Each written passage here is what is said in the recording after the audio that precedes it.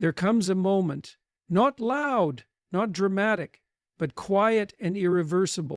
A moment where everything shifts.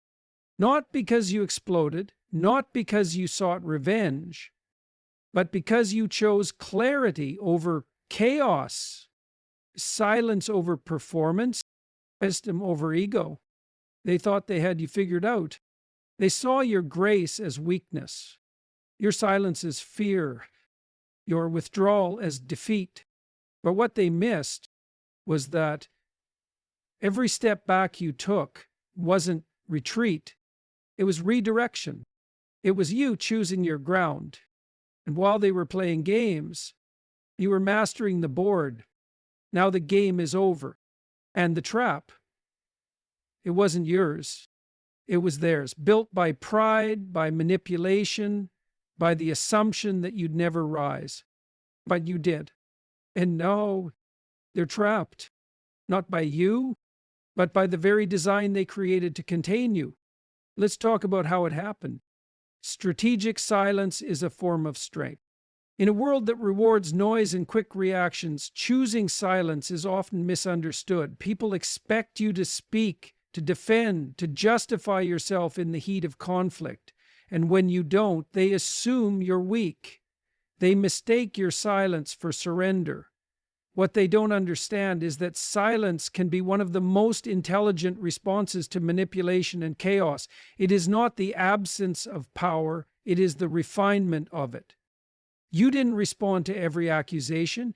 You didn't rush to correct every misrepresentation. You didn't play into their provocations. And at the time, they read that as a victory. They believed they were in control because you didn't fight back on their terms. But what they failed to realize is that you weren't playing their game. You were observing the rules they didn't know they were teaching you. There is a certain discipline required to hold your tongue when your name is being misused. It takes strength to allow the lie to echo, knowing the truth doesn't need to compete. It only needs time. That strength was invisible to them. They didn't see the emotional labor it took for you to remain composed when everything in you wanted to expose what was happening. But you understood something deeper. The loudest voice often reveals the most guilt, and the quietest one often carries the most truth. While they were shouting, performing, gathering attention, you were watching. Every outburst gave you information. Every contradiction added to the blueprint. You weren't in retreat, you were collecting the data they didn't even realize they were giving away. And in doing so, you made space. Space between yourself and the chaos. Space between your peace and their disorder. That space became clarity, and that clarity became power. It's not easy to step back and trust that silence will do what confrontation cannot. The ego wants to react. It wants to be heard. It wants to fight. But you knew that if you stooped to their level, you'd lose something greater, your inner alignment. So instead of fighting their way, you chose to let time do the heavy lifting. And time did not disappoint. Silence has a way of revealing who people really are when they no longer have your energy to feed off of. When they're no longer being corrected, argued with, or challenged, their true patterns emerge. They unravel on their own. And you witnessed it. One by one, the stories fell apart. The mask cracked. The performances began to feel hollow, even to them. And you remained still. You see, power doesn't always roar. Sometimes it sits quietly in the corner of the room, untouched, untamed, but unmistakably present. That was you. You weren't passive, you were precise. You weren't indifferent, you were intentional. Every word you didn't say, every reaction you withheld, every moment you chose solitude over spectacle, those were moves. Quiet ones. And now they are left with the consequences of their own noise. You didn't have to expose them. You simply refused to keep dancing with dysfunction. You didn't trap them. They did that all by themselves. You just stopped holding the door open while they tried to walk over you. Your silence wasn't a lack of response. It was the most powerful response you could have ever given. When you refused to engage in the game, you forced the truth to reveal itself. Every manipulative system has one thing in common. It needs your participation to survive. It needs your reactions, your emotions, your confusion, your constant explaining, apologizing, and defending. When you step out of that loop, everything starts to collapse. Not because you destroyed it, but because it cannot stand on its own without your energy feeding it. That's exactly what happened when you stopped playing along. You didn't scream for justice. You didn't try to fix what was never built on anything solid to begin with. You simply stopped showing up to the performance. And in doing that, the masks began to fall, not by force, but by the weight of their own emptiness. They depended on your engagement. Your responses were their validation. Even your frustration proved to them that they still held power. But the moment you stopped reacting, the illusion started to crack. And when the illusion cracks, reality has no choice but to come through. You didn't need to expose anyone. They exposed themselves the moment you refused to be their mirror. There's a particular kind of silence that doesn't just remove you from the game, it flips the entire board over. It changes the rules. Because now their tactics don't land. The guilt trips don't hit. The gaslighting loses its grip. Why? Because you're no longer sitting at the table trying to prove your truth to people who were never interested in understanding it. That refusal, not in anger, not in bitterness, but in clarity, was the turning point. It was the day you decided that your peace was worth more than being understood by those who deliberately misunderstood you. And in that moment, the burden of keeping the false structure together shifted entirely onto them. Without your reactions to hide behind, they became visible. Every action, every lie, every contradiction, it had nowhere left to go. When you stop participating in the performance, the audience starts to notice what's really happening on stage. You see, games like these are only effective when both sides are playing. One side manipulates, the other defends. One side creates chaos, the other tries to restore order. But when the other side goes silent, not as a form of punishment, but as a form of liberation, the manipulator is left exposed. There's no one to play off of, no one to blame, no one to twist. Only their own reflection staring back at them. That's the trap they never saw coming, a trap of their own making, activated by your decision to stop trying to win something you never signed up for in the first place. They thought they had you caught in the cycle. They thought your silence meant they'd won. But you weren't surrendering. You were rising above the board entirely. What happens when someone no longer responds the way you expect them to? What happens when your old tactics no longer work? You're forced to confront the truth, and that's what happened to them. Your non-participation became the loudest truth in the room. You didn't punish them. You just removed yourself.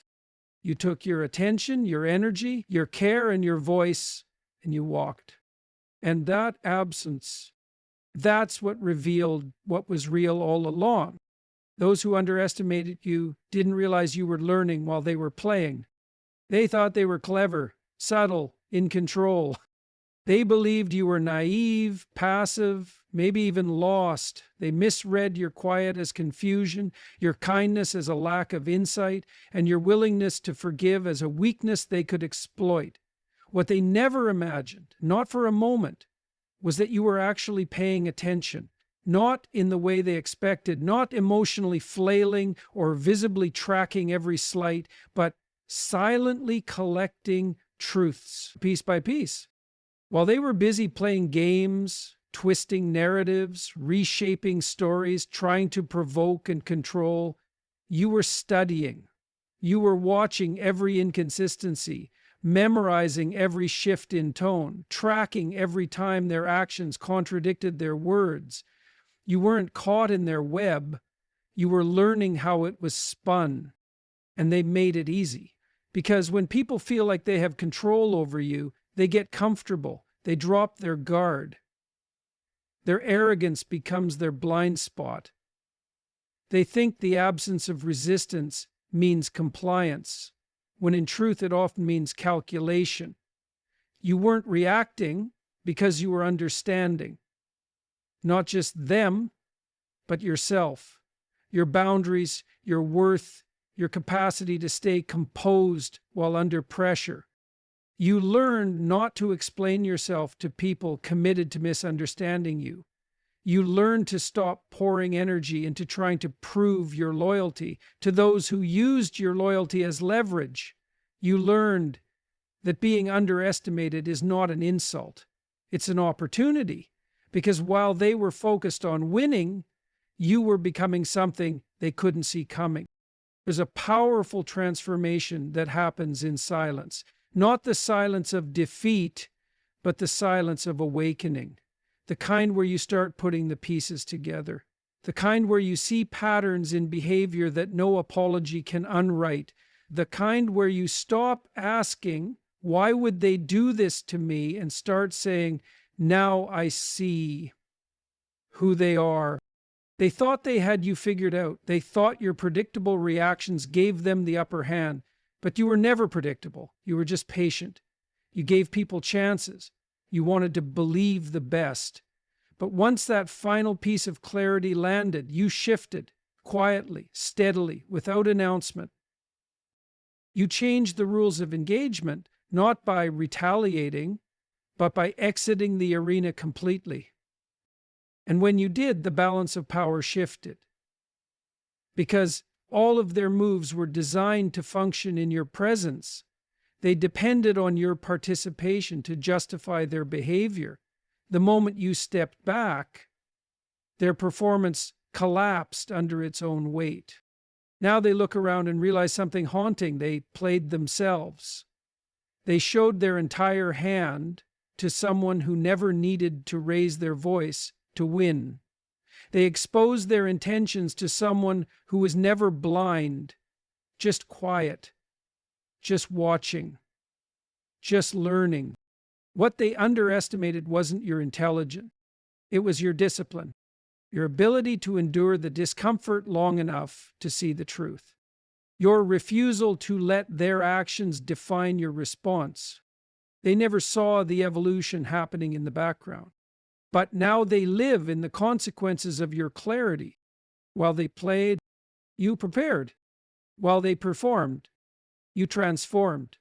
And now that the rules are reversed, you're trapped in the very illusion they built for you. Emotional discipline is the ultimate power move.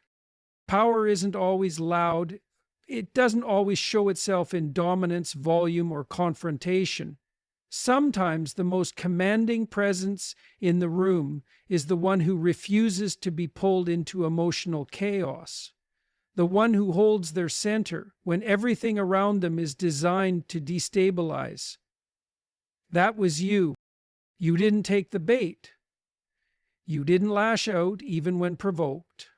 You didn't defend your name every time it was misused, and that wasn't because you didn't feel, it was because you did. You felt everything, but instead of letting those emotions hijack your behavior, you chose discipline. You chose to feel deeply and act wisely. That's what they couldn't predict. They expected you to lose control, to break under pressure, to act out so they could justify their narrative about you. But what happened instead stunned them. You kept your integrity. You stayed composed. You walked away with your dignity intact. Not because it was easy, but because you understood the cost of letting someone else control your emotional thermostat. When people lose control of their own lives, they often seek to control others emotionally. They provoke, trigger, push buttons. It gives them a fleeting sense of power. But when you refuse to engage, when you calmly observe instead of react, it shatters that illusion. You didn't yell. You didn't beg. You didn't stoop to their level. You just stopped giving them the reaction that made them feel important. And that silence, that poise, that non-response, it did more damage than 1,000 arguments ever could.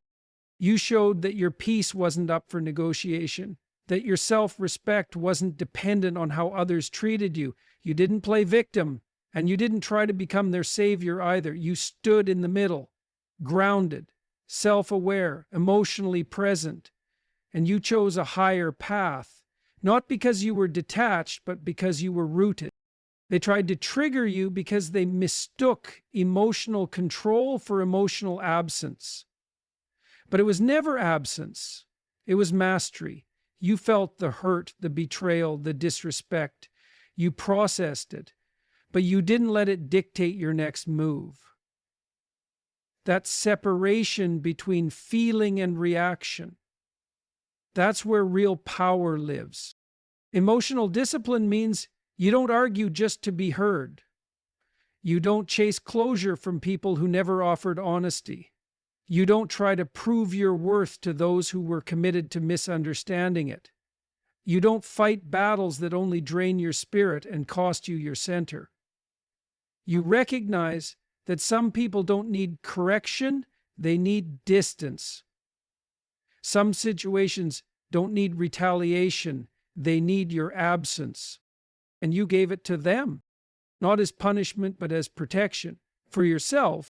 Now, without your emotional presence to stabilize the dynamic, they're left with the aftermath. Their tactics no longer land. Their power games have no audience. Their control mechanisms fall flat. They're not trapped because you hurt them. They're trapped because you stopped letting them hurt you. And the most devastating realization for someone who once fed on your emotional energy is that you're no longer emotionally accessible. You've built peace within yourself. You've guarded it with boundaries. You've protected it with silence. That's power, not the kind that shouts or demands attention, but the kind that walks away and never looks back. That's the discipline they never expected. And it's what set you free while leaving them exactly where their own choices placed them. Real power is not in revenge, it's in evolution. There's a point in your growth where you realize that revenge is too small for the person you've become. You no longer carry the need to be seen suffering, hoping it might make them feel guilty. You're not looking to prove a point. You're not waiting for an apology. You're not trying to level the score. Why? Because you've already risen above the playing field where that game exists. The old version of you might have wanted justice in the form of retribution, might have dreamed of the day they'd come crawling back, filled with regret. But something changed. Quietly, profoundly, permanently. You outgrew the entire cycle. Not because you forgot what happened, but because you finally understood what it taught you.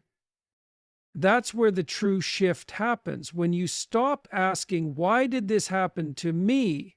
And start asking, what did this unlock in me? That's not denial, that's transformation. Because the most powerful response to betrayal, manipulation, and underestimation, you didn't just walk away from them, you walked away from the version of yourself that tolerated them. That's the part they'll never quite understand. They'll think you cut them off because you were bitter, angry, or cold. But the truth is, you changed. You evolved. You looked at your own patterns. You took responsibility for what you allowed, for how long you stayed, for the ways you compromised yourself, trying to hold something together that was already broken. And that level of self-honesty, that's rare. That's strength. That's power that doesn't come from hurting others, but from healing yourself. while they remain trapped in the same old stories, playing the same roles, using the same tactics. You've moved on to a new chapter, one they can't access, not because you're punishing them, but because you've raised your standard, and that version of them doesn't meet it. This is what happens when you stop seeking closure from others and start finding it within yourself. You realize you don't need them to see your value in order for you to live in it. You don't need them to regret losing you for the loss to be real. You don't need the people who hurt you to feel pain for your healing to begin. That's when you become untouchable. Because real power is not in proving who you are to those who never took the time to understand you. It's in becoming so deeply rooted in your self-worth that their misunderstanding no longer moves you. It's in building a life so full of truth, peace, and purpose that their absence becomes a blessing you never saw coming. And here's the thing, they will feel it, not through revenge, not through retaliation, but through realization. One day, they'll look around and recognize the difference between how you treated them and how the world treats them now. They'll see the space you held, the grace you gave, the battles you swallowed, the loyalty you offered, and they'll feel it not as punishment, but as loss. But by then, you won't be waiting. You'll be gone. Not bitter, not angry, just gone.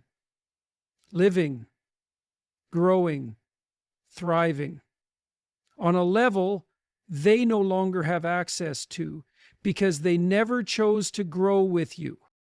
You didn't win by breaking them. You won by refusing to let them break you. You won by healing, evolving, and walking away, not in silence, but in strength. That is the kind of power they never prepared for.